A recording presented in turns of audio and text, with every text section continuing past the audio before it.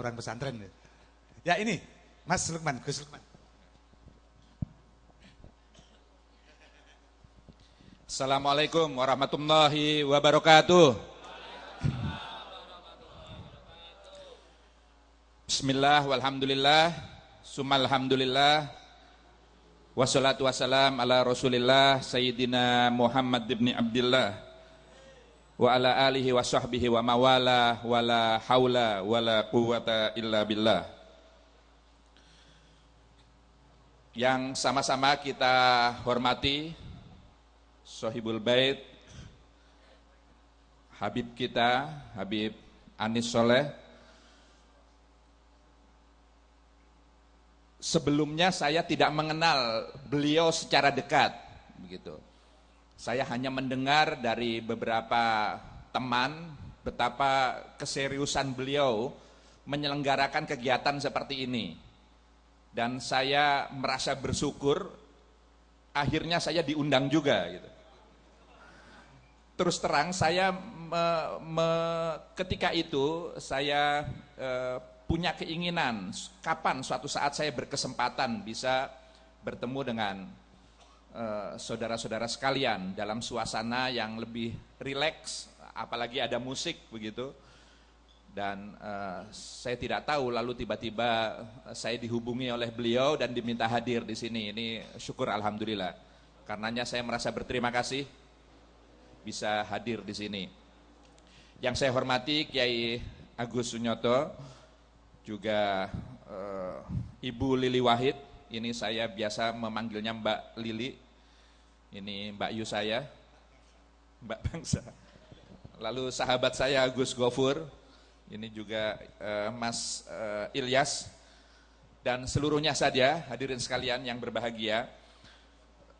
Temanya sejauh yang saya fahami itu adalah malam ini acaranya adalah meruat perbedaan dan merawat Nusantara.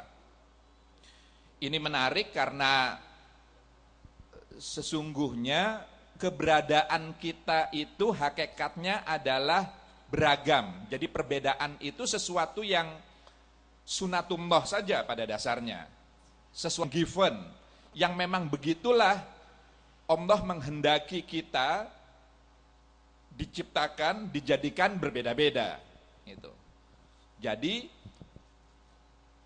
Indonesia ini, jangankan kok Indonesia, dunia ini memang tempatnya perbedaan.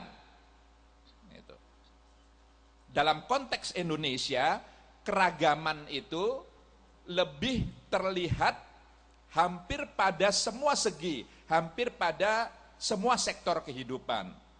Jadi tidak hanya etnis, budaya, bahasa, macam-macam, termasuk juga tentu agama.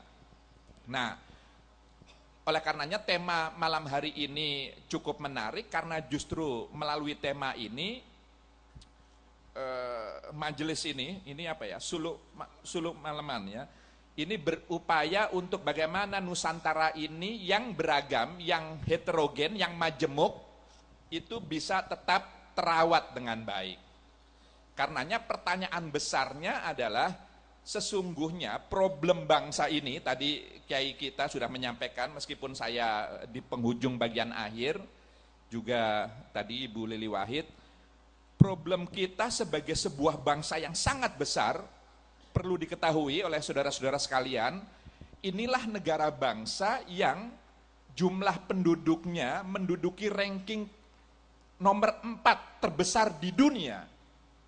Tidak kurang dari 245 juta penduduk kita. Setelah Cina dengan 1,3, mungkin sekarang 1,4 miliar penduduknya. Bisa bayangkan itu 1,4 miliar penduduknya. Itu kalau pagi itu semua jadi luar biasa dan tersebar di segala antero dunia ini. Kita kemana saja pasti akan ketemu dengan bangsa Cina, etnis Cina. Memang karena jumlahnya besar. Nomor 2 adalah India. Sekitar 600, hampir 700 juta sekarang. Nomor 3 adalah Amerika, 350-an juta. Dan kita yang nomor 4, 245 juta. Kita adalah negara kepulauan terbesar di dunia. Tidak kurang dari 17.000 pulau yang kita miliki. Jadi luar biasa, karena kita besar, maka perbedaan yang ada pada diri kita pun juga tidak kalah kecilnya. Karena sesuatu yang besar, tentu pada dirinya ada perbedaan-perbedaan. Nah, problem kita sebagai sebuah bangsa yang besar sesungguhnya, apalagi hari-hari sekarang ini adalah bagaimana menyikapi perbedaan itu. Bukan berobsesi, bukan berkeinginan untuk menyeragamkan yang berbeda-beda itu. Karena kalau kita ingin menyeragamkan perbedaan, itu hakikatnya kita melawan sunatullah, sesuatu yang tidak mungkin bisa kita lakukan. Karena memang Gusti Allah itu menghendaki kita diciptakan dari kelaminnya saja sudah berbeda-beda, laki dan perempuan. Inna khalaqnakum min dzakari wa untha wa ja'alnakum syu'uban wa qabaila lita'arafu. Berkelompok diciptakan, bersuku-suku, berbangsa-bangsa, itu artinya beragam, tidak tunggal. Itu.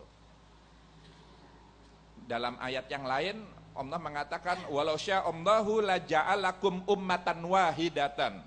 Jadi kalau saja Gusti Allah itu menghendaki, kalau saja Allah itu mau, la ja'alakum ummatan wahidatan. Kita semua akan diciptakan, dijadikan umat yang satu saja, umat yang tunggal, yang homogen, yang seragam.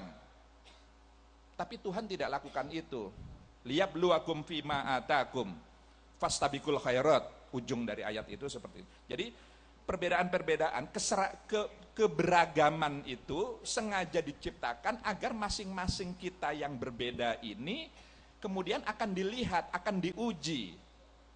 Mana atas apa-apa yang akan datang kepada yang berbeda-beda itu. Maka yang dituntut dari kita adalah fastabikul khairat, untuk berlomba-lomba melakukan kebajikan, kebenaran. Itu.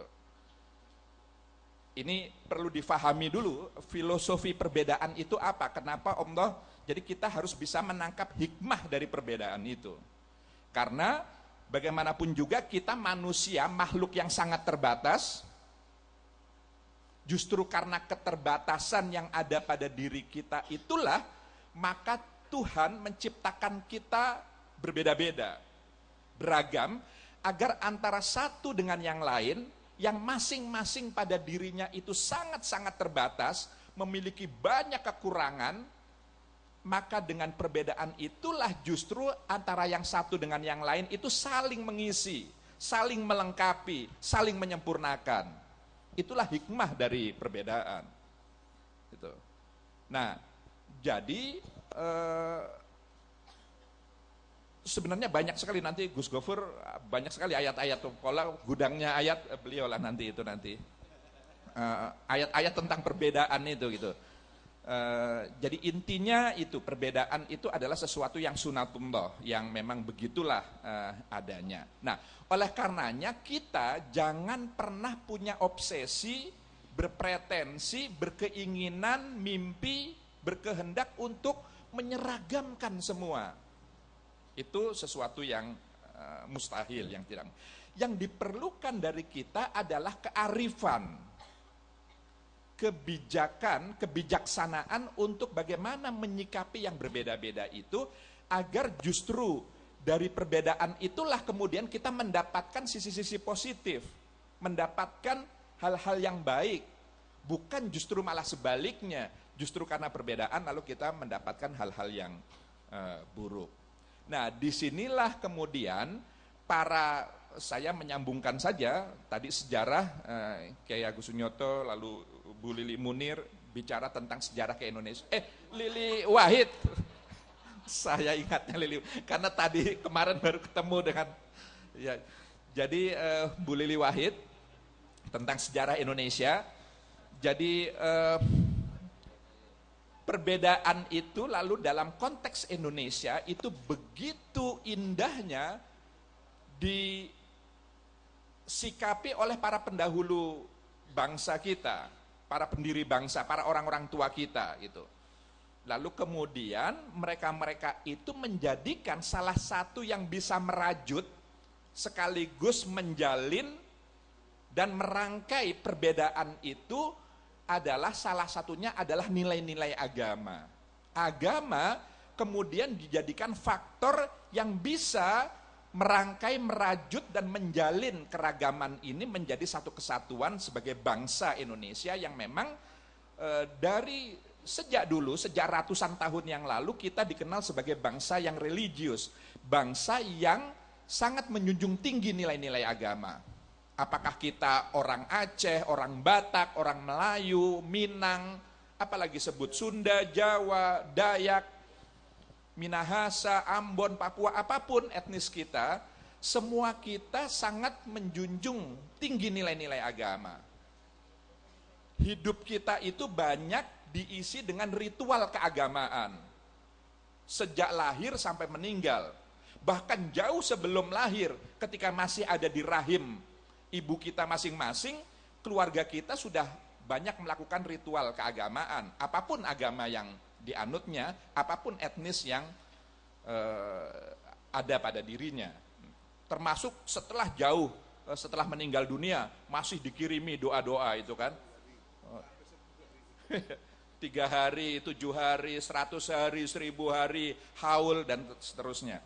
Jadi memang kita bangsa yang, jadi nilai-nilai agama itulah sesungguhnya yang menyatukan kita. Nah, oleh karenanya kembali yang diperlukan dari bangsa yang besar ini adalah kemampuan bangsa untuk menyikapi perbedaan. Nah, untuk bisa menyikapi perbedaan perlu ilmu. Itu. Perlu ilmu. Karena kalau kita tidak cukup memiliki ilmu, maka kita dalam melihat perbedaan itu sepertinya lalu kemudian kita mudah menyalah-nyalahkan. Itu. Seperti orang yang baru belajar berhitung. Orang tahu bahwa 4 itu hanya dari hasil penjumlahan 2 ditambah 2, itulah 4. Dia tahu bahwa 4 itu adalah 2 ditambah 2 saja, itulah 4. Maka ketika ada orang yang mengatakan 2 kali 2 itu juga 4, dengan mudah disalah-salahkan. Ketika ada orang yang mengatakan bahwa 4 itu adalah 10 dikurang 6, juga disalah-salahkan. Ketika orang mengatakan 100 dikurangi 96, itu pun juga. Jadi itulah kearifan. Itu. Jadi dan kearifan itu baru bisa muncul kalau kita cukup memiliki wawasan. Dan untuk bisa memiliki wawasan yang luas tidak ada yang lain kecuali ilmu pengetahuan. Maka ilmu menjadi penting. Seperti kita, karena ini temanya kan suluk malaman ya. Suluk itu apa Bib? Ini jalan ya. Jalan. Jadi di Islam itu banyak sekali kosakata, ada syariat. Jadi pada dasarnya semua kita, apalagi Islam, itu semua kita berkeinginan untuk mendekat kepada Tuhan kita, kepada Allah. Ingin melihat Gusti Allah, ingin mendekat Gusti Allah. Bahkan ingin kembali bersatu kepada Gusti Allah. Sebagian kita memiliki keinginan seperti itu. Itulah kenapa innalillahi wa inna ilaihi roji'un. Ketika kita wafat itu, kita pulang kemana? Pulang kepadanya. Karena kita berasal dari Tuhan. Kan dalam Al-Quran itu kan ada ayat yang mengatakan wa nafakhtu fihi min ruhi, kata Allah. Jadi aku tiupkan pada setiap manusia, tidak hanya orang mukmin saja, tidak hanya orang Islam saja, tapi setiap manusia itu ditiupkan oleh Allah min ruhi, dari ruhku. Itulah kenapa kalau tasawuf ini, kalau yang mendalami tasawuf itu di setiap diri manusia itu ada lahut begitu ya, ada oknum ilahiyah, ada sisi-sisi Tuhan yang ada pada melekat pada. Itulah yang kemudian diinterpretasikan menjadi nurani. Nurani itu tidak pernah menyimpang dari kebenaran, karena itulah sesungguhnya ruh ilahiyah yang ditiupkan kepada setiap manusia gitu. Nah, oleh karenanya maka dalam mencapai kepada Tuhannya itu umat Islam berbeda-beda. Disinilah kearifan kita untuk tidak mudah menyalah-nyalahkan. Nah itu. Ada orang menggunakan syariat. Syariat itu kan jalan juga artinya. Jalan untuk mencapai. Ada orang menggunakan torikat, tarekat. Itu. Jalan juga torik. Itu. Suluk, salik kita ini orang-orang yang mendalami tasawuf itu adalah salik, orang-orang yang berjalan menuju menjalani sebuah jalan untuk mencapai yang maha segala. Jadi orang-orang fikih misalnya dalam mendekatkan diri kepada Tuhan, dia mempersepsikan dirinya sebagai hamba kepada Tuhannya. Itulah pendekatannya antara abid dan ma'bud. Seorang hamba dengan Tuhannya. Oleh karenanya, kalau ada orang yang dalam beribadah itu berorientasi kepada pahala, jadi saya mengerjakan sholat, puasa, menunaikan zakat atau haji dan amaliyah yang lain, kewajiban-kewajiban yang lain, itu karena saya ingin mendapatkan pahala, itu sebanyak-banyaknya, atau karena saya takut dengan neraka. Ya itulah cara dia mendekatkan diri kepada Tuhan karena mempersepsikan hubungan antara abid dan ma'bud, antara hamba dengan Tuhannya. Seperti kalau kita bekerja dengan Tuhan kita, ya kita melakukan kewajiban-kewajiban sebagaimana yang diperintahkan oleh majikan kita, oleh Tuhan kita. Itu kan karena kita berharap pamrih, upah, itu, pahala. Itu. Dan itu sesuatu yang tidak salah, ya memang begitulah cara mencapai atau mendekatkan diri kepada Tuhan kita. Tapi mereka yang mendalami tasawuf, pendekatannya tidak seperti itu. Mereka mempersepsikan hubungan manusia dengan Tuhannya itu seperti asyik dengan masyuk. Itu. Jadi lebih egaliter, lebih setara antara seorang pencinta dengan yang dicintai. Itu. Kalau tadi itu hubungan antara hamba dengan tuannya, dengan Tuhannya, begitu. Kalau ini antara seorang pencinta dengan yang dicintai. Itulah kenapa dalam Al-Quran itu juga banyak ayat-ayat yang menunjukkan bahwa Tuhan itu begitu dekatnya dengan kita. Kalau kita mendekat, Tuhan lebih mendekat lagi. Tapi sebaliknya, kalau kita menjauh, Tuhan juga akan menjadi jauh, gitu. Jadi seperti kita saling bercinta. Nah, mereka, tapi juga itu adalah cara juga, torikot juga untuk mendekatkan diri kepada Tuhannya. Nah, problem kita terkadang atau seringkali itu karena ilmu pengetahuan, karena keterbatasan wawasan, lalu mudah saling menyalah-nyalahkan. Itu. Mudah saling menyalah-nyalahkan. Nah, disinilah yang perlu kita dalami, karena ada ungkapan yang mengatakan bahwa man tasawwafa bila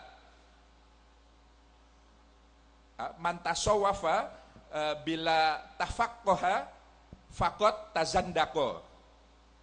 Tapi juga sebaliknya, wa man tafaqqaha bila tasawwafa faqad tafassaqo. Jadi kalau ada orang mendalami terlalu dalam tasawuf itu tanpa dia mendalami fikih, dia bisa menjadi zindik. Zindik itu ya kalau di sini kayak klenik lah begitu. Bisa menyimpang dari hakikat dari syariat yang sudah. Jadi hanya tasawuf saja yang didalami, tapi tidak cukup mendalami fikih. Karena fikih bagaimanapun juga diperlukan, syariat itu juga diperlukan. Sebaliknya yang mempelajari atau mendalami fikih saja tanpa mendalami tasawuf, dia akan kehilangan substansi, akan kehilangan esensi, akan kehilangan ruh keberagamaan. Jadi itu yang kemudian bisa menjadi fasik, gitu, kata Imam Malik. Maka faman jama'a bainahuma, maka barang siapa yang menggabungkan antara keduanya, yaitu tasawuf dan fikih, fakot tahaqqaqa, maka dia sesungguhnya telah mencapai hakikat, itu mencapai ya kesempurnaan dari ilmu pengetahuan itu dalam upaya untuk mendekatkan kepada diri kita. Nah, ini saya ingin menekankan bagian ini karena tadi itu saya mendengar kenapa sih kita kok sepertinya sekarang ini tadi itu perbedaan itu seperti menjadi musuh gitu tadi.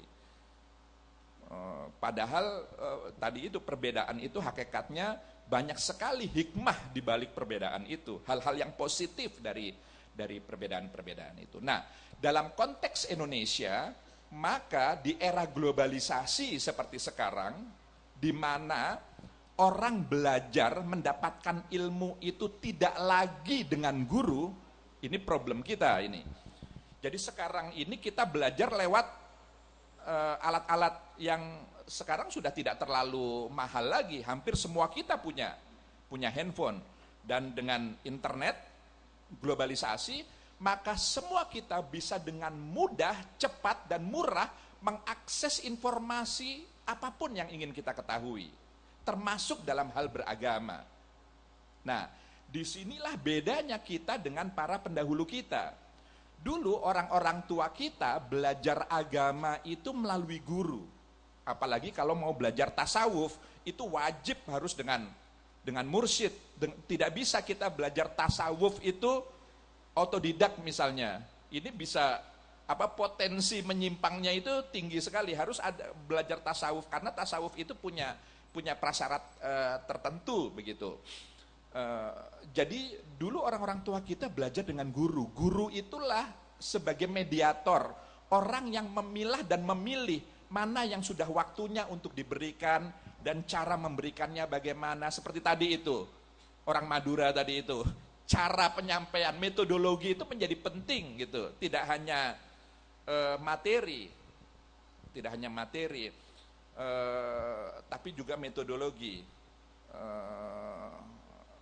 Kan ada giumnya at-thariqatu ahammu minal maddah. Jadi thariqah itu, metodologi itu jauh lebih penting daripada maddah, daripada materi yang ini. Wal mudarris ahammu minat thariqah, tapi guru itu jauh lebih penting daripada metodologi itu sendiri, daripada cara. Tapi tidak cukup sampai di situ. Waruhul mudarris ahammu minal mudarris. Jadi ruh, jiwa, rasa cinta yang ada pada seorang guru itulah yang paling penting dibanding keberadaan guru itu gitu. Jadi jiwa yang ada pada guru. Nah, itu dulu kita belajar agama begitu. Sekarang dengan mudah saja kita belajar apapun yang ingin kita pelajari tanpa seorang guru, langsung kita akses. Termasuk belajar agama. Nah, disinilah perlunya kehati-hatian kita karena sekarang banyak sekali website, apapun situs-situs dan lain-lain yang dalam menebarkan ajaran itu kemudian karena globalisasi, karena begitu mudahnya masuk nilai-nilai asing, maka kemudian Islam, nilai-nilai Islam yang masuk ke Nusantara ini pun juga bisa beragam. Sesuatu yang boleh jadi tidak sejalan dengan karakteristik, dengan jati diri keindonesiaan kita. Ada Islam yang berkembang di Timur Tengah, tentu berbeda dengan Islam yang di Nusantara. Kenapa dulu Wali Songo itu dalam memasukkan Islam di Indonesia itu tidak pernah menumpahkan darah. Itu sesuatu yang berbeda dengan wilayah Timur Tengah. Itu karena dulu Wali Songo memiliki kearifannya tersendiri bagaimana nilai-nilai Islam itu bisa dimaksudkan, bisa disebarluaskan tanpa mengubah tradisi yang sudah ratusan tahun berkembang di tanah Jawa ini, di bumi Nusantara ini gitu. Nah, sekarang kita mendapatkan faham, tadi saya dengar ada takfiri, ada apa istilah Habib tadi itu. Mudah sekali mengkafir-kafirkan orang yang berbeda dengan kita. Gitu. Nah, inilah yang harus kita miliki, bagaimana agar bangsa ini tetap terjaga keutuhannya, soliditasnya ini, kesolidannya, karena kita ini sesungguhnya punya potensi untuk terpecah belah. Mengapa? Karena kita berbeda-beda. Sesuatu yang berbeda-beda kalau tidak disikapi dengan penuh kearifan, maka tinggal menunggu waktu saja untuk kemudian bercerai-berai. Seperti sapu yang tadi kehilangan ikatannya itu. Nah, ikatan yang kita dalam konteks keindonesiaan itu saya memaknainya salah satunya, tentu bukan satu-satunya, salah satunya adalah nilai-nilai agama itu. Tidak hanya Islam, tapi juga Kristen, tapi juga Hindu, Buddha, dan lain sebagainya. Kenapa? Karena esensi agama itu pada hakikatnya adalah memanusiakan manusia. Disitulah titik bertemunya, meskipun syariatnya tentu berbeda. Itu. Syariatnya berbeda. Tapi semua agama, ajaran pokoknya itu adalah memanusiakan manusia. Dan ketika memanusiakan manusia, kita berada pada frekuensi yang sama, pada tujuan yang sama. Karena memang begitulah Allah menurunkan Islam rahmatan lil alamin, itu sebagai rahmat bagi alam semesta ini. Nah, oleh karenanya tentu saya selaku Menteri Agama, wakil dari pemerintah, amat sangat bersyukur, berterima kasih dengan majelis-majelis seperti ini. Karena dengan majelis atau forum seperti inilah kemudian proses edukasi tadi yang disampaikan oleh Bu Lili dan Kiai Agus Sunyoto, generasi muda kita lalu kemudian cukup memiliki modal untuk menghadapi globalisasi ke depan. Karena tantangan kita ke depan adalah bagaimana kemudian nilai-nilai itu begitu leluasa masuk kepada ruang-ruang privat kita, ruang-ruang pribadi kita, tanpa ada filter, tanpa ada saringan yang bisa dilakukan oleh siapapun. Karena tadi konsekuensi dari keterbukaan era globalisasi ini. Maka satu-satunya filter yang bisa kita handalkan dalam konteks seperti itu adalah wawasan, pengetahuan, ilmu. Itu. Dengan ilmulah lalu kemudian kemanusiaan kita kemudian bisa tumbuh, kemudian bisa terawat dengan baik, dan dengan itu maka keindonesiaan kita pun juga menjadi terawat dan bisa berkembang lebih baik. Saya pikir ini Habib, mudah-mudahan ada manfaatnya. Mohon maaf, wabillahi taufik wal hidayah, wassalamualaikum warahmatullahi wabarakatuh. Ya. Jadi kata kunci yang saya catat tadi, memanusiakan manusia itu salah satu fungsi utama agama, di mana titik temu semua agama atau kepercayaan atau apapun terjadi.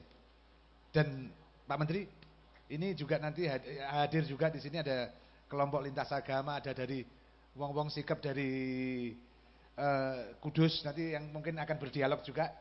Kemudian ada banyak komunitas-komunitas yang ikut hadir malam ini. Tapi sebelum itu saya mau minta Gus Gofur untuk memberi seperti biasa tafsir dalam konteks ini. Jadi kesimpulan-kesimpulan rujukan ke Qur'annya. Ini aku sing ngomong ora dipercaya wong. Mocone keliru kok malah. Jadi luwih apik sing ahline. Terima kasih Habib Anis. Assalamualaikum warahmatullahi wabarakatuh. Bapak Menteri, Ibu kita, Ibu Lili Wahid, Pak Sunyoto, kawan-kawan semua, Mas Ilyas. Pertama yang ingin saya sampaikan, ketika kita diajari mengenai tentang teologi, apa perbedaan antara manusia dengan Tuhan? Apa perbedaan alam raya ini dengan Tuhan? Kalau Tuhan itu Maha Esa, kalau alam raya ini Maha Bineka. Jadi kalau ingin satu, jangan cari di dunia ini. Kalau cari yang satu, itu hanya Allah Subhanahu wa ta'ala. Yang namanya Qul huwallahu ahad itu hanya Allah. Indonesia, manusia, alam raya, itu enggak ada kul al-alamu wahid, itu enggak ada itu.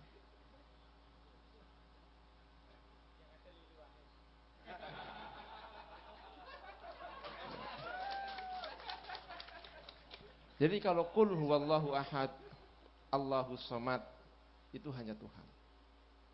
Sementara alam raya, manusia, Allah menegaskan dalam surat Yasin, Subhanalladzi khalaqal azwaja kullaha mimma tunbitul ardu wa min anfusihim wa mimma la ya'lamun.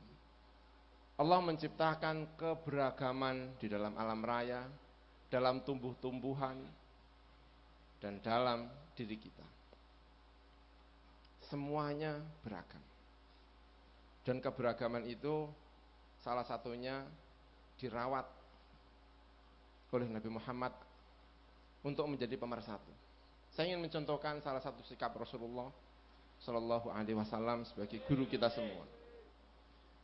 Ketika Nabi Muhammad menunjuk guru-guru Al-Quran, yang ditunjuk pertama adalah orang Quraisy, Abdullah bin Mas'ud, perwakilan dari orang Quraisy. Orang kedua yang ditunjuk oleh Nabi, perwakilan dari orang Madinah, Mu'adz bin Jabal.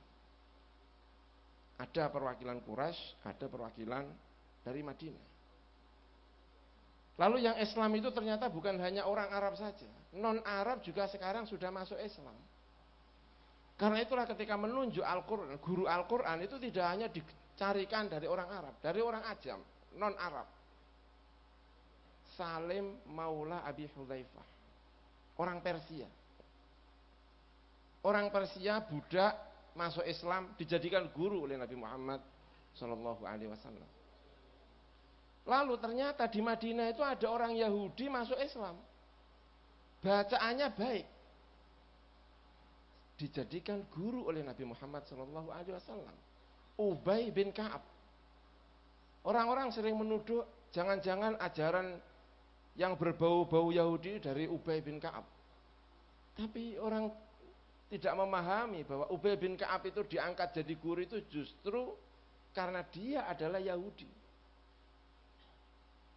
Jadi ada yang dari Mekah, ada yang dari Madinah, ada yang dari Persia, lalu ada yang dari Yahudi. Cara Islam berbeda-beda juga dilakukan oleh Nabi Muhammad Sallallahu Alaihi Wasallam.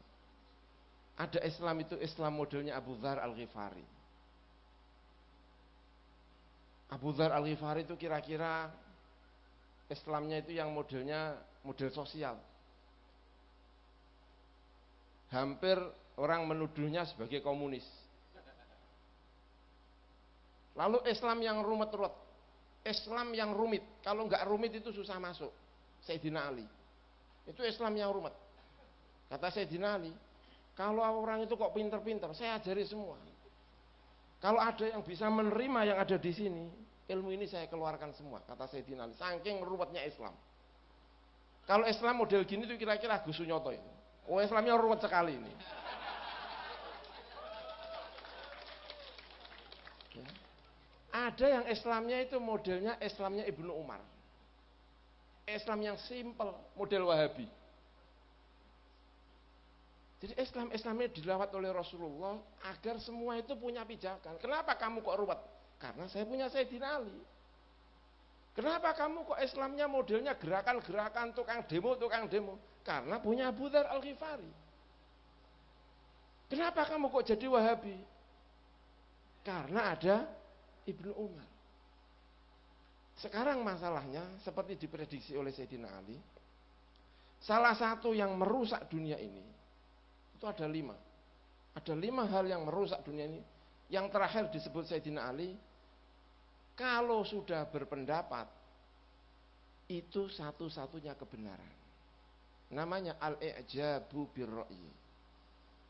ISIS itu kalau sudah berpendapat, kalian kok beda, kepalanya bisa hilang. Itu ISIS. Itu yang menjadikan rusak itu ya seperti ini. Saya Islam seperti Pak Sunyoto, tetap menghargai Islam yang model gerakan. Islam gerakan, saya menghargai yang seperti ini. Masing-masing dirawat oleh Rasulullah Shallallahu Alaihi Wasallam. Dan saya kira buku yang di depan kita ini menjadi menarik ini. Bukunya Pak Lukman Hakim Saifuddin, Menteri Semua Agama. Wah, ini menarik sekali ini. Menteri Semua Agama. Karena di Indonesia itu isinya juga macam-macam, dan saya yakin Rasulullah akan tertawa senyum melihat Islam di Indonesia ini. Saya kira itu Mas Anies yang bisa saya sampaikan. Sekian, wassalamualaikum warahmatullahi wabarakatuh.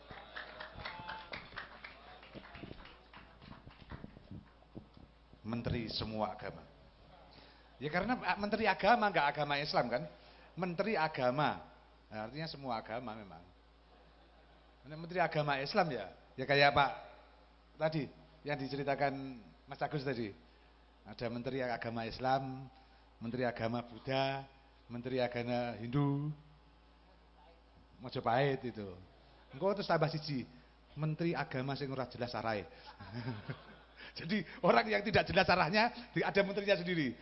Ya, teman-teman, kita langsung Pak Ilyas dulu atau tanya jawab dulu. Nanti setelah itu kita sesi kedua. Pak Ilyas dulu. Monggo Pak Ilyas. Iki soalnya dosen sing rada durung ngomong sampai sudah guyu. Neng, syaratnya satu, jangan banyak bahasa Jawa. Dipisui orang nanti.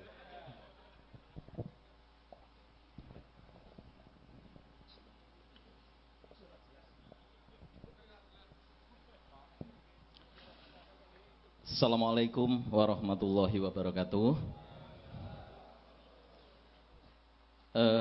Yang pertama saya mohon maaf sama Pak Menteri, Ibunda Lili, Pak Agus Sunyoto dan Gus Gofur kalau beberapa statement saya nanti kurang cerdas.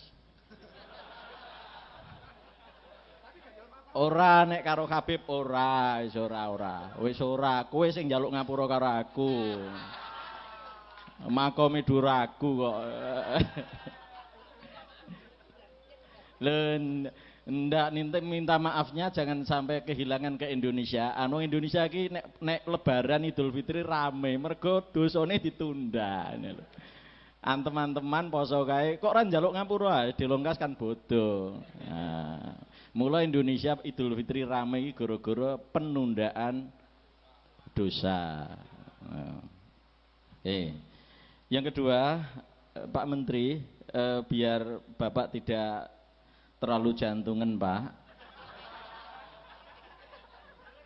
Nanti kan penasaran, niki pengajian model opo kayak ini. Saya pelan-pelan saya kenalkan Pak, karena kalau Habib itu orangnya selalu menyembunyikan itu. Biar nanti ini gini Pak Menteri. Biar nanti malaikat Jibril itu membuat berita acaranya lengkap gitu loh Pak Menteri.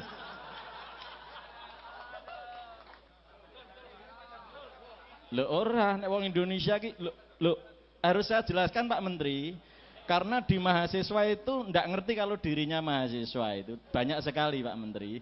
Itu dan yang yel-yel disampaikan di kampus itu sangat pekok banget Pak Menteri.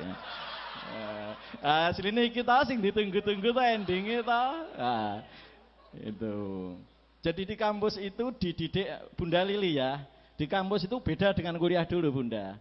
Di kampus ini ada macam yel-yel. Jadi neng kampus ki bedane karo dodolan LM ke ya ora iso dibedakne. Jadi di sana itu ada yel-yel. Mahasiswa anyar ki mesti kae hidup mahasiswa. Lho kowe iki sapa jane? Jadi wis jelas-jelas dekne iku mahasiswa, jek hidup mahasiswa. Lah ibu ndak bisa membayangin kalau saya duduk sama anak saya, anak kandung saya, terus tak takoni, kowe anakku lho pokoke lho. Lho iya Pak, aku ki anakmu, bapak ki stres apa ngono? Lho ya, pokoknya kowe anakku lho. Itu persis dah. Hidup mahasiswa, lho dapurmu ki ya mahasiswa ket iki. Dan itu dilanggengkan dan itu dianggap itu suatu kebenaran. Lah kalau bicara kesesatan di perguruan tinggi dan di pendidikan mulai dasarku sedina golek sesatan 4.000 ono gitu. Pak Agus seneng anggirake kan ya, seneng iki. Seneng iki. Wah, jadi kalau di neraka itu saya bensinnya Pak Agus kayunya itu kalau takon perguruan di formal. Kenapa model pengajiannya kok deket sekali gini? Punya filosofi yang tinggi Pak Menteri. Jadi ya pendek kemudian dengan jamaah dekat sekali. Tujuannya apa? Biar orang yang ngomong di panggung itu punya tanggung jawab dengan siapa yang ada di depan panggung. Itu Pak. Kalau Pak Menteri urusan protokoler kan jauh sekali. Jadi sini sing ceramah engko audiene ning lor pager kono. Karena kan Pak Menteri takut ngono lho ya.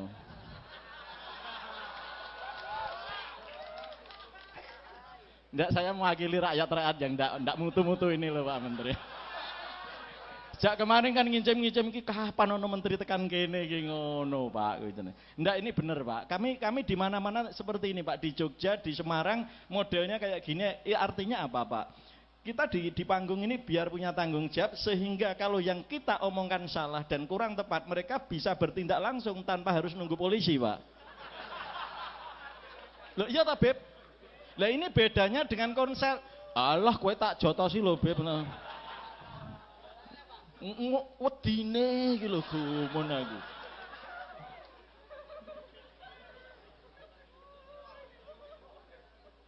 Pak Menteri, jadi dari sekian banyak titik-titik kajian rodoedan kayak gini Pak Menteri, itu alhamdulillah sampai sekarang tidak didanai APBN, itu alhamdulillah tidak ada dananya. Dan mereka memang menolak Pak Menteri, menolak karena dia takut jadi rusak nanti masalahnya gitu. APBN tidak ada, APBD tidak ada, opo lah ra ono. Ini iki model apa Pak Menteri? Kotak mlaku ya ora ono. Lho ndak, ning wong kotak paling isine 1000 kok Pak ki Pak. Potongane cah koyo ngono dhuwit 10.000 ki lho Pak. 10.000 tekan mburi goleki neh kliru nggonku ngono kuwi. Wajah-wajah penderitaan kayak gini kok 10.000 Pak. Itu Pak, jadi tidak ada yang menganggarin apa-apa. Dan tolong Pak Menteri jangan sampai dikasih anggaran. Pokoknya jangan sampai. Yaitu artinya kecintaannya pemimpin Indonesia bahwa mendidik dengan cara seperti itu baik. Loh piye toh? Loh Anda enggak punya perjuangan toh ya kalau sebentar dimanjakan. Pengajian APBD. Lah kowe engko sesuk ngising di APBD toh.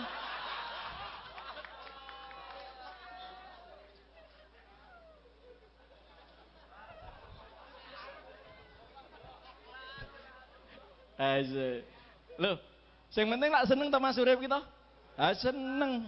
Arep ning ndur gegeran rebutan bupati KPK napa ben-ben ae kae urus-urusane dhewe. Ning ngopo rakyat kok jak mikir sing arep dadi Kapolri? Ayo ben to sing penting sesuk ngangsur motor lancar beres to ya. Indonesia kok ditawari. Bu Lili, Bunda, ndak usah sedih-sedih lah kalau ketemu rakyat Indonesia itu. Dia ndak disintegrasi, pastikan ndak itulah. Oh ini ndak jelas kok, malaikat Jibril aja bingung ini mau menilai dari sudut mana gitu kok. Lebokne swarga ora pantes ning neraka mesake gitu. Jadi gini Pak, biar yang di panggung itu punya tanggung jawab, ini bener Pak, ini filsafat iki tenan Pak, niki ora guyon niki Pak. Ini beda dengan konser band dangdut, itu beda Pak. Kalau konser band dangdut kan jaraknya jauh, untuk penontonnya ke dikai kerangkeng kayak itu kayak ketek kayak gini. Kalau yang terjadi kayak gitu Pak Menteri, itu tidak memberikan peluang bertanggung jawab bagi mereka yang ada di atas panggung. Gitu Pak Menteri. Jadi kalau presiden itu jauh di sana rakyatnya harapan ngemek bajunya raiso itu memberikan peluang tidak bertanggung jawab presidennya. Mohon nanti bisa disampaikan itu.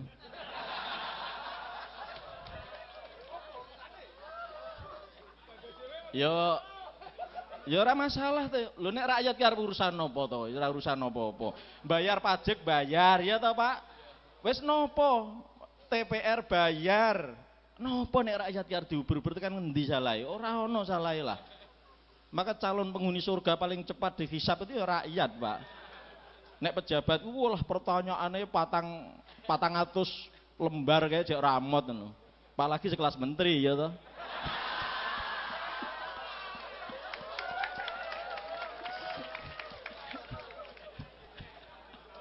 Nah, iki kok langsung ngincem iki.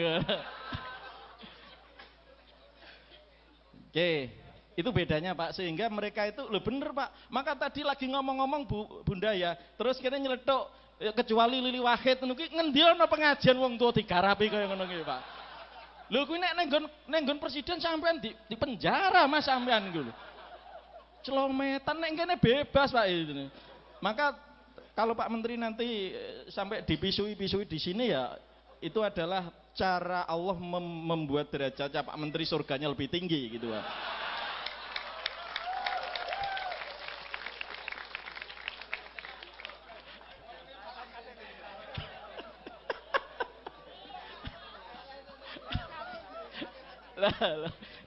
Lo wes poneh iki wes poneh. Lo wes ya. Lo terus kok Beb. Lo ini kan forumnya rakyat no.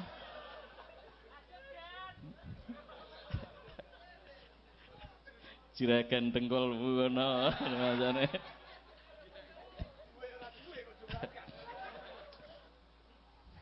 Duwe lah. Duwe deh ya, menumpak bis kok. Saya dari Salatiga Pak Menteri. Salatiga juga ada. Ya di rumah saya nanti. Tapi mesti rawani teko. Iki potongane cah kaya garong ini. Kok ndadak lahir barang ngono ya mesti ya. Oke, saya kira di informasi itu gitu Pak. Jadi sebetulnya cukup berbahagia Pak kalau di tingkat rakyat itu. Wis lah Pak, ora ono sing menderita rakyat Indonesia iki. Mbok Jakarta banjir kaya ngono ana kamerawan lewat tetep dada-dada kok Pak.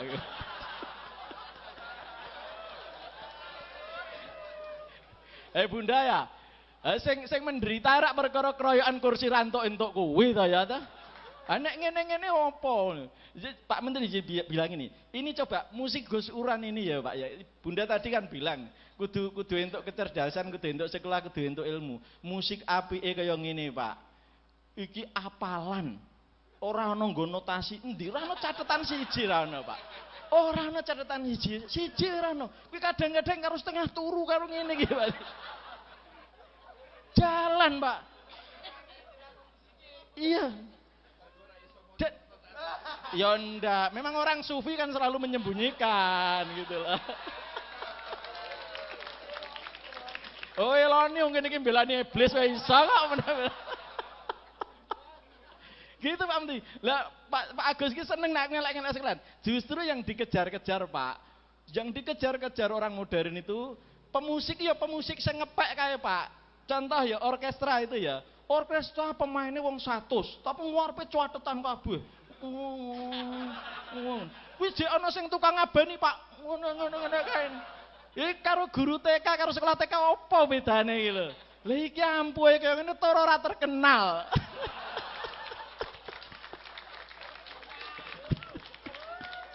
Piye? Ya urip terus gitu.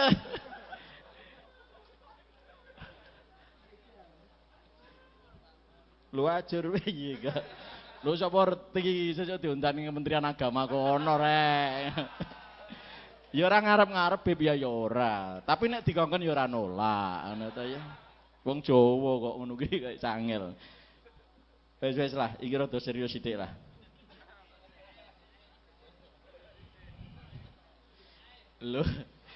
Nek kowe iki kon serius banget ora kuat. Ala ora kuat.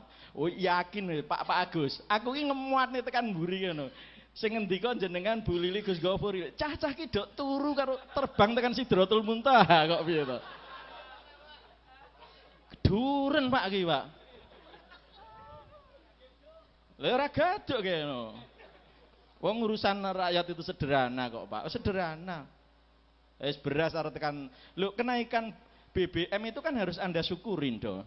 Disyukuri. Itu cara presiden mendidik Anda agar Anda bisa bersabar. Loh, iya toh, Pak? Lho nek Indonesia kan ngomong apa meneh Pak neracarane ngono, Pak. Mosok engko presiden dipisui kengko ya dilebokne penjara. Ya sudah kita syukurin. Maka dunia pesantren itu kalau didik muridnya kan pasti dengan tempaan-tempaan toh, Pak. Loh kita bersyukur dong punya pemerintahan kayak gini. Bersyukur Mas, Anda menjadi kuat. Loh kuat toh faktanya? Loh kuat kan saya berkali-kali Pak. Saya itu kan punya mahasiswa yang dari Eropa ya, itu kan banyak sekali. Wah Pak, Eropa ku remeh karu-karuan Pak. Ke rumah saya stay 2 hari belajar budaya lokal Pak. Budaya lokal ya. Mengke lo tak gone ngene pabrik tempe, terus ndekne melu ngumbai dele ning kali. Kualine swanter bening ngono kuwi ning kono kuwi dekne kuwi ayo cah Lituania kan ora ngerti kali to ya. Ngono kuwi guru happy guru ngono kuwi. Ha kuwi diguyu karo anakku ya ngono happy. Indonesia biasa no ya.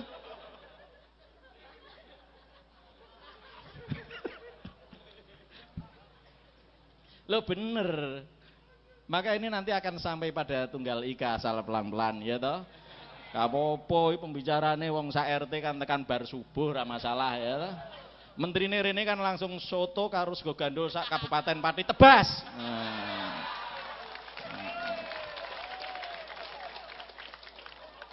Tebas tok bayar dhewe.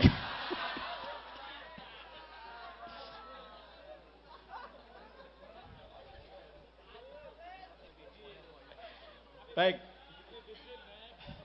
Gak iki secara arek ora ngerti APBD iki badokan apa ya ora paham, ora paham. Ora paham. Mohon maaf saya ndak ngapain ndak. Saya itu 2 hari yang lalu kan saya ditanya salah satu pejabat di perguruan tinggi kami, Pak. Dek ini bingung, aku dipanggil. Yai. Lho niku nek ten kampus rain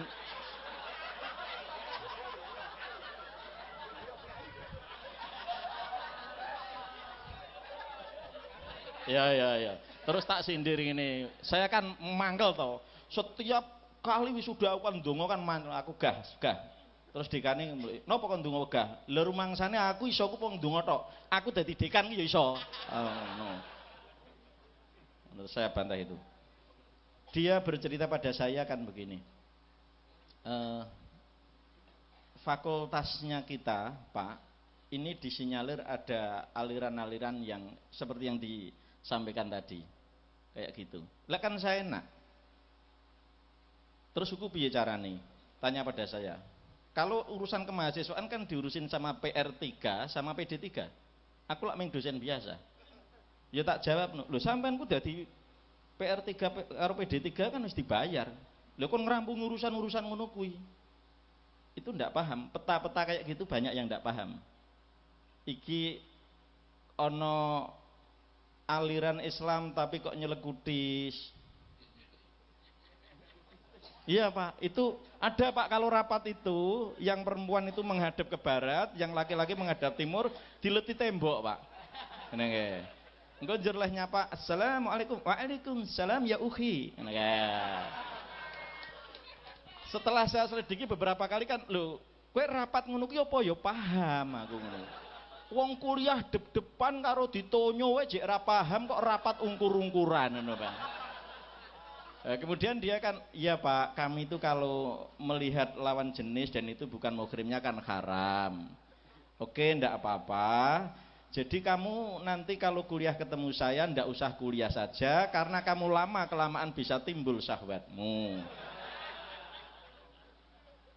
Wes tak bablasin sisan to Pak. Piye? Itu banyak Pak, jadi Kalau nanti Pak Menteri kulaan perkara cah sing nyelkutis akeh banget Pak ning kampus. Katoke cengkrang. Katoke cengkrang jenggoten. Tur matane papat. Kene loro, njuk karo kene.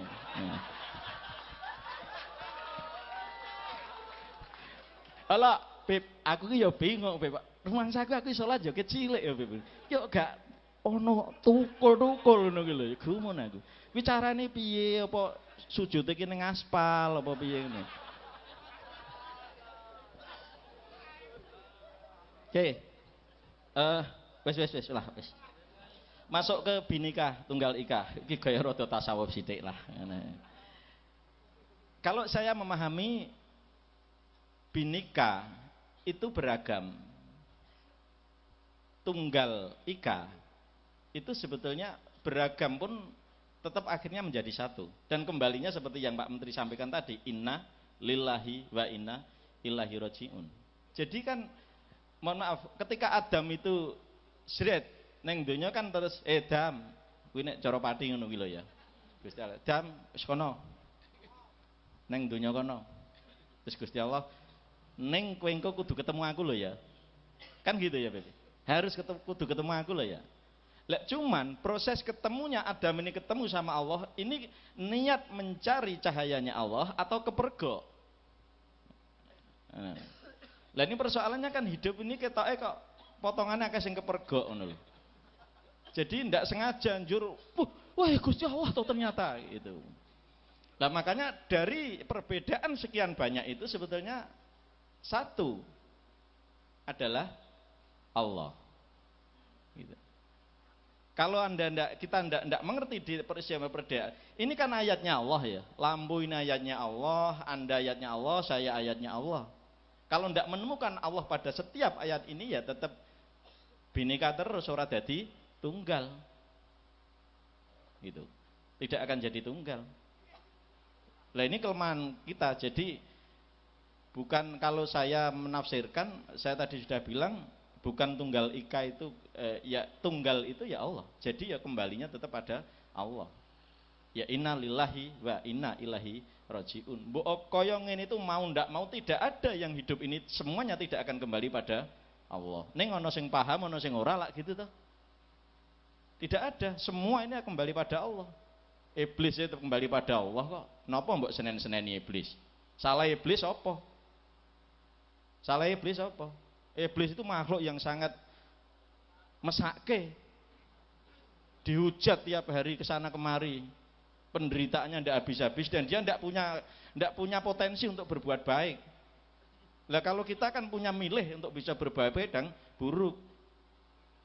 Mesake mulane ketemu iblis itu mesake. Dikuyo eleke kaya iblis lho. Salahnya iblis itu apa? Salat barang diseneni. Ayo rapet ke. Engko setane melu salat. Oh, apik to nek setan melu salat jane kok. Setan iki masih dibayang-bayangke kaya apa jasadiah. Kalau saya imamnya ndak gitu, malah saya tawar-tawarkan. Ayo setan, ayo melu salat kene. Saya tawar-tawarin gitu. Oke. Beberapa tadi saya hanya nambahin dari Bunda Lili, jadi itu Bu ya. Terus Pak Agus nyoto, kalau sekolah anak-anak kita ki ya jane ya ora bodho kabeh kok Bu. Pak Agus ya. Ya nek sing geng-gengan kuwi ya urip ki ya kudu ngono kuwi lah. Engko Gusti Allah wis repot-repot gawe neraka karo swarga ana sing nggone kan kangelan. Ya kita harus pada pemahaman itu. Nah, kemudian kita banyak kok kalau soal bicara pada prestasi ya. Anak-anak kita juga olimpiade juga bagus. Ya Pak nggih. Ya kita bisa melihatlah. Tidak semuanya kok, tidak semuanya. Wong bonek iku ya apik kok ya toh. Duit 1000 wani tekan Jakarta. Loh, duit 1000 lho kuwi lho. Wong mahasiswa saiki ndhedhik 20.000 ki Pak bar luhur. Engko ngasarke nge-SMS ibuke. Bu niki nek ngenjang mboten ditransfer ketoke kula pun mati ngono ki. Kuwi mahasiswa saiki karena dia ndak punya perjuangan, Pak. Nenek bonek iki wong duit 1000 wani tekan Jakarta ya wis ora cetha kengko turune ning ndi. Lah itu kita sikapi dia adalah orang yang berserah diri.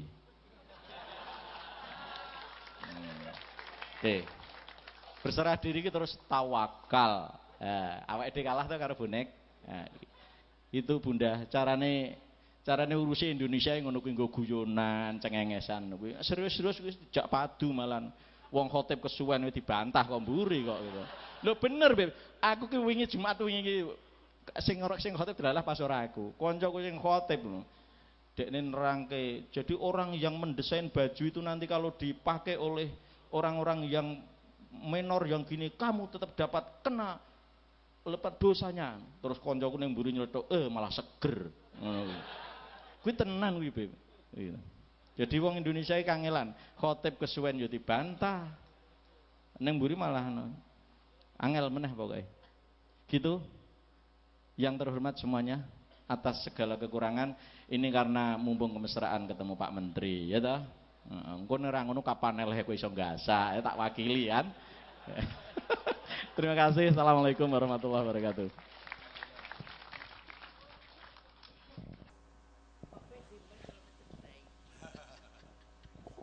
Ya, kita tutup dengan doa dan saya minta Gus Gofur yang lebih berhak untuk berdoa. Dan setelah itu, iya toh. 10 tahun yang Mesir. Rasulullah cedak toh. Ya, monggo Gus. Bismillahirrahmanirrahim. Al-Fatihah. A'udzu billahi minasyaitonir rajim. Bismillahirrahmanirrahim. Alhamdulillahi rabbil alamin arrahmanir rahim maliki yaumiddin iyyaka na'budu wa iyyaka nasta'in ihdinas siratal mustaqim siratal ladzina an'amta 'alaihim ghairil maghdubi 'alaihim waladdallin amin. Bismillahirrahmanirrahim. Allahumma lakal hamdu 'ala hidayatika wa taufiqik wa lakal syukru 'ala ni'amika as-sabighah wa 'alaika adh-dhahira wal batinah. Allahumma la nuhsi thana'an 'alaika anta kama athnayta 'ala nafsik falakal hamdu wa lakal syukru hatta tarda. اللهم صل على نور الأنوار وسر الأسرار وترياق الأغيار مفتاح باب اليسار سيدنا ومولانا محمد المختار وآله الأطهار وأصحاب الأخيار عدد نعم الله وإفضاله. اللهم إنا نسألك يا الله أن تغفر لنا خطايانا أن تغفر لنا ذنوبنا. اللهم اغفر لنا ولوالدينا ولأمهاتنا ولأجدادنا جدادنا مشايخنا ولذوي الحقوق علينا وعليهم والإخوان الذين سبقونا بالإيمان ولجميع المسلمين والمسلمات إنك سميع قريب مجيب الدعوات. اللهم يا الله إنا نسألك أن تبارك لنا في اجتماعنا هذا. اللهم اجعل اجتماعنا هذا نافعا لنا ولبلدنا إندونيسيا. اللهم اجعل إندونيسيا حكومة وشعبا ووطنا. اجعلها يا الله بلدا آمنا مباركا يا الله ترضاه يا الله. ربنا ظلمنا أنفسنا وإن لم تغفر لنا وترحمنا لنكونن من الخاسرين. اللهم كاشف الغم مفرج الهم مجيب دعوة المضطرين إذا دعوك رحمن الدنيا والآخرة ورحمهما. ارحمنا في حاجتنا وحاجة هذا الشعب يا الله بقضائها ونجاحها رحمة تغنينا بعمل سواك. ربنا ظلمنا أنفسنا وإن لم تغفر لنا وترحمنا لنكونن من الخاسرين. ربنا آتنا في الدنيا حسنة وفي الآخرة حسنة وقنا عذاب النار. وصلى الله على سيدنا محمد وعلى آله وصحبه وبارك وسلم. الحمد لله رب العالمين. والسلام عليكم ورحمة الله وبركاته. Teman-teman terbang turu apa? Ya, sambil kita bersalawat dan untuk segera bisa meninggalkan tempat. Terima kasih. Kita bulan depan insya Allah tanggal 18 April tamunya sementara ini Cak Nun mungkin tapi belum konfirmasi, jadi jangan dipakai sebagai ukuran. Terima kasih kepada semua pihak yang sudah membantu kami, kepada Jarum Foundation, kepada kawan-kawan lain. Wallahu muwaffiq ala aqwamit thariq. Wassalamualaikum warahmatullahi wabarakatuh. Monggo.